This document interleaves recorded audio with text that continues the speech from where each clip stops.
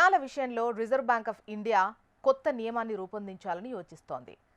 కొత్త ఆర్బీఐ నిబంధన అమలు తర్వాత రుణదాతలు రుణం తిరిగి చెల్లించలేని వారి ఫోన్లను రిమోట్లా లాక్ చేసేస్తారు. అయితే ఇది వినియోగదారుల హక్కుల ఆందోళనను పెంచే అవకాశం అయితే ఉంది. 2024లో హోమ్ క్రెడిట్ ఫైనాన్స్ నిర్వహించినటువంటి అధ్యయనంలో కీలక అంశాలైతే వెల్లడయ్యాయి.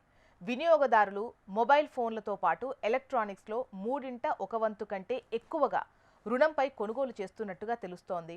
టెలికాం నియంత్రణ సంస్థ ప్రకారం 1.4 బిలియన్లకు పైగా జనాభా ఉన్న దేశంలో 1.16 బిలియన్లకు పైగా మొబైల్ కనెక్షన్స్ ఉన్నాయి.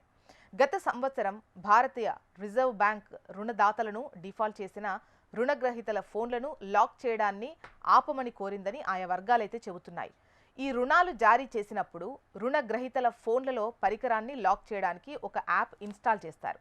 రుణదాతలతో చర్చించిన తర్వాత ఆర్బీఐ రాబోయే కొన్ని నెలల్లో ఫెయిర్ ప్రాక్టీస్ కోడ్ను అప్డేట్ చేయడంతో పాటు ఫోన్ లాకింగ్ విధానంపై మార్గదర్శకాలు జారీ చేయొచ్చు. ఆర్బీఐ 2 విషయాలను నిర్ధారించుకోవాలి అనుకుంటోంది. ఫస్ట్ది వచ్చేసి రుణదాతలు ఫోన్ను లాక్ చేయడం ద్వారా రుణ మొత్తాన్ని తిరిగి పొందవచ్చు. రెండవది వచ్చేసి కస్టమర్ల డేటా కూడా సురక్షితంగా ఉంటుంది. ఈ విషయంలో ఆర్బీఐ ప్రతినిధి ఇంకా ఎటువంటి సమాధానం అయితే ఇవ్వలేదు.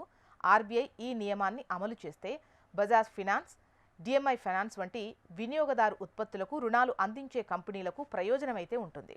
ఇది రికవరీ అవకాశాలు పెంచుతుంది. క్రెడిట్ బ్యూరో సిఆర్ఐఎఫ్ హైమార్క్ ప్రకారం 1,00,000 కంటే తక్కువ రుణాలు డిఫాల్ట్ అయ్యే ప్రమాదం ఎక్కువగా ఉండే అవకాశాలున్నాయి.